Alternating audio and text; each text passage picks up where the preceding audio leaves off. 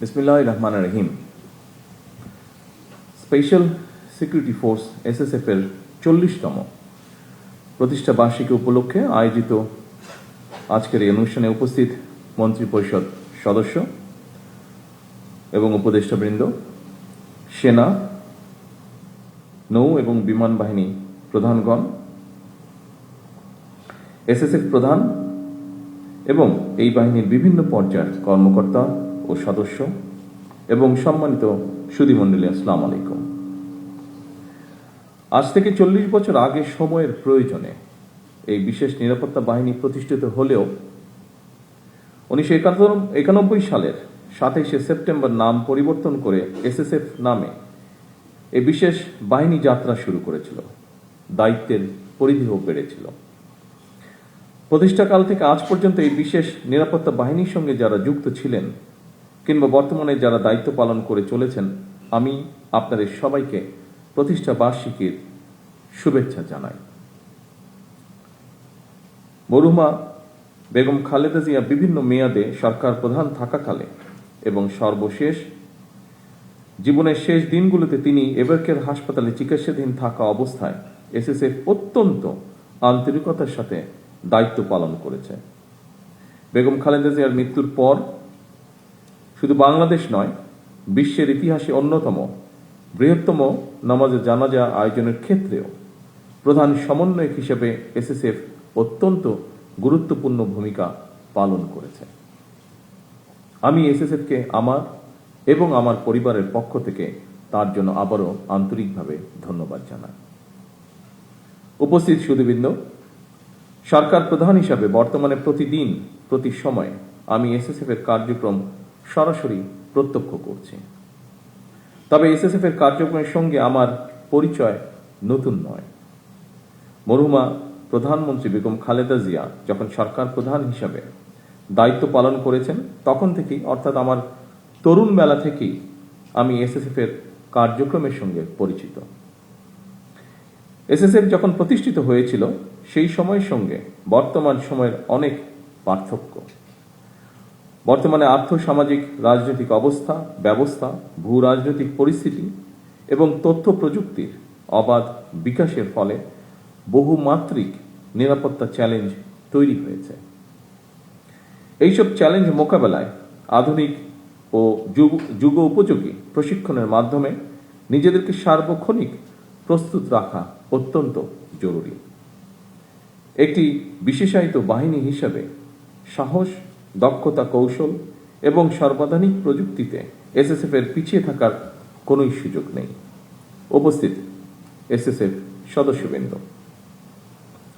গত 12 ফেব্রুয়ারি নির্বাচনে রাষ্ট্র পরিচালনার জন্য বিএনপি জনগণের ম্যান্ডেট পাওয়ার পর 17 ফেব্রুয়ারি থেকে বর্তমান সরকার রাষ্ট্র পরিচালনার দায়িত্ব পালন করছে। রাষ্ট্রীয় নিয়ম অনুযায়ী সরকার প্রধান হিসাবে এসএসএফ সার্বিক নিরাপত্তা ব্যবস্থা গ্রহণ করেছে। আপনারা জানেন, জনগণের দুর্ভোগ লাঘব করে সড়কে যানবাহনের চলাচল স্বাভাবিক রাখতে আমি আমার গাড়িবহরের আকার সীমিত করেছি, যা ডিজি এসএসএফ ওনার বক্তব্যেও উল্লেখ করেছেন বিষয়টি। ফলে বিদ্যমান পরিস্থিতিতে সদস্য সংখ্যা বাড়ানোর পরিবর্তে এসএসএফকে হয়তো দক্ষতা এবং নিরাপত্তা কৌশলের উপরে বেশি জোর দিতে হচ্ছে। আপনারা যথাসম্ভব সুন্দরভাবে দায়িত্ব পালন করছেন। আমি আবারও আপনাদেরকে তার জন্য আন্তরিক ধন্যবাদ জানাই।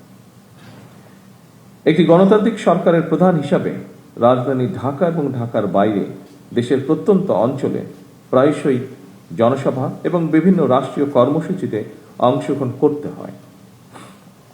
এই ধরনের অনুষ্ঠানে ব্যাপক জনসমাগমের মধ্যে নিরাপত্তা নিশ্চিত করা কিছুটা জটিল বৈকি।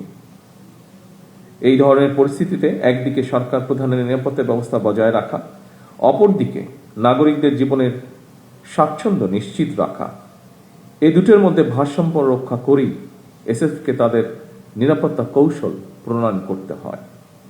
আমি মনে করি এই ধরনের পরিস্থিতিতে সুষ্ঠু এবং সমন্বিতভাবে দায়িত্ব পালনের মাধ্যমে এসএসএফ এর কর্মদক্ষতাও প্রতিবাদ হয়ে ওঠে।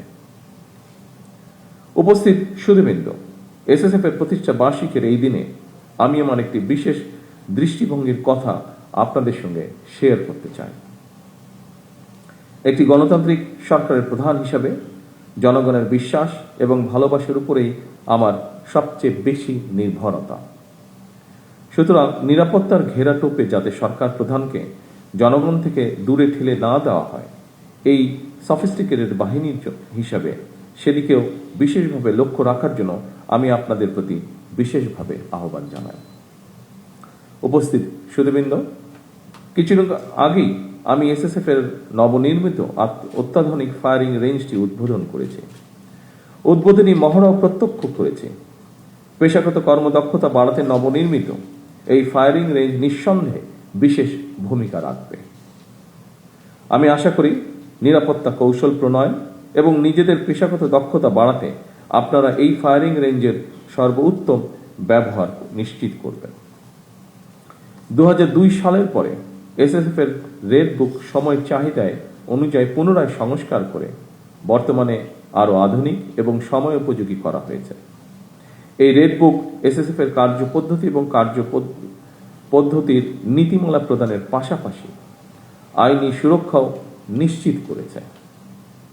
আপনাদের জন্য রেড বুকে উল্লেখিত নির্দেশনা সমূহ যথাযথভাবে অনুসরণ অবশ্যই জরুরি। তবে রেড বুকের নির্দেশনার পাশাপাশি সময় এবং পরিস্থিতি বিবেচনায় প্রয়োজনীয় তাৎক্ষণিক সিদ্ধান্ত গ্রহণ এবং বাস্তবায়নেরও সুযোগ রয়েছে। এসএসএফ এর মতো বিশেষায়িত বাহিনীর জন্য আধুনিক নিরাপত্তা কৌশল এবং প্রযুক্তিগত দক্ষতা অর্জনের পাশাপাশি প্রতিটি সদস্যের সাহস, সততা, বিশ্বস্ততা, সর্বোচ্চ পেশাদারিত্ব, নিয়মানুবর্তিতা এবং সর্বোপরি চেইন অফ কমান্ড, এই বিষয়গুলো কঠোরভাবে মেনে চলা অপরিহার্য। উপস্থিত সুধীবৃন্দ, রাষ্ট্রপ্রধান, সরকার প্রধান এবং দেশে বিদেশে রাষ্ট্র ঘোষিত বিশেষ গুরুত্বপূর্ণ ব্যক্তিদের নিরাপত্তা নিশ্চিত করার সঙ্গে দেশের জাতীয় নিরাপত্তার বিষয়টিও জড়িত। সুতরাং নিরাপত্তা ব্যবস্থা সুদৃঢ় করতে দেশের অন্য সকল নিরাপত্তা আইন শৃঙ্খলা বাহিনী, গোয়েন্দা সংস্থা এবং বিভিন্ন মন্ত্রণালয় সমন্বয়ের মাধ্যমে এসএসএফকে নিরাপত্তা কৌশল নিশ্চিত করতে হয়। আমি মনে করি সমন্বয় যত বেশি দক্ষতার সঙ্গে করা যায়, নিরাপত্তা ব্যবস্থাও তত বেশি সুচারুরূপে সম্পন্ন করা সম্ভব হয়।